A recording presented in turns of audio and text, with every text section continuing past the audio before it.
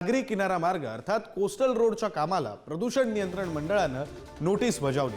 प्रदूषण नियंत्रणासाठीच्या नियमावलीची अंमलबजावणी होत नसल्यानं ही नोटीस बजावण्यात आली। तर महाराष्ट्र प्रदूषण नियंत्रण मंडळाकडून कारणे दाखवा नोटीस बजावण्यात आली। बातमी आपण पाहतोय, प्रदूषण नियंत्रणाचे नियम पाळले जात नसल्याने ही नोटीस बजावण्यात आल्याची माहिती आहे। सागरी किनारा मार्ग अर्थात कोस्टल रोड या कोस्टल रोडच्या कामाला ही नोटीस बजावण्यात आली। आपले प्रतिनिधी धनंजय दळवी आपल्या सोबत आहेत, पुन्हा एकदा त्यांच्याकडे जाऊया, अधिकचा तपशील त्यांच्याकडून घेऊ। धनंजय,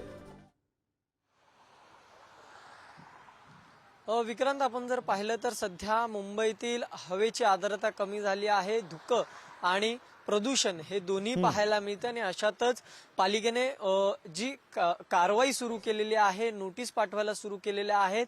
ज्या ठिकाणी बांधकाम सुरू आहे अशा ठिकाणांना ही नोटीस दिली, कारण की धुळीचं प्रमाण हे मुंबईमध्ये सगळ्यात जास्त वाढलेलं पाहायला मिळतं। आणि अशातच मुंबई महानगरपालिकेचा स्वतःचा महत्वाकांक्षी असलेला प्रकल्प म्हणजे कोस्टल रोड, मात्र याच कोस्टल रोडचं आता उर्वरित काम सुरू आहे आणि याच कामामुळे या प्रदूषणात वाढ होत असल्याचं हे महाराष्ट्र प्रदूषण नियंत्रण मंडळाच्या लक्षात आलं। त्यांच्या या संपूर्ण सर्वेक्षणाच्या दरम्यान त्यांना या सगळ्या गोष्टी आढळून आल्या, त्यामुळे थेट कारणे दाखवा नोटीस ही पालिकेलाच दाखवण्यात आलेली आहे। आणि या सगळ्या संदर्भात आता पालिकेला सोमवारी या सगळ्या संदर्भातल्या सुनावणीला उपस्थित राहण्याचे आदेश संबंधित विभागाच्या अधिकाऱ्यांना हे देण्यात आलेले आहेत। त्यामुळे आता या सगळ्या संदर्भात कशा प्रकारे महाराष्ट्र प्रदूषण नियंत्रण मंडळ हे कारवाई करतं हे सुद्धा पाहणं तितकंच महत्त्वाचं असणार आहे। मात्र तत्पूर्वी आता कारणे दाखवा नोटीस ही पालिकेलाच बजावलेली आपल्याला पाहायला मिळते। विक्रांत, खरं आहे धनंजय, मुंबई महापालिकेचा महत्वाकांक्षी प्रकल्प, तसंच मुंबईकरांचा वेळ आणि पैसा वाचवणारा म्हणून मुंबईकरांसाठी महत्त्वाचा असलेला प्रकल्प, या संदर्भात आता काय कारवाई होते पाहणं महत्त्वाचं असेल।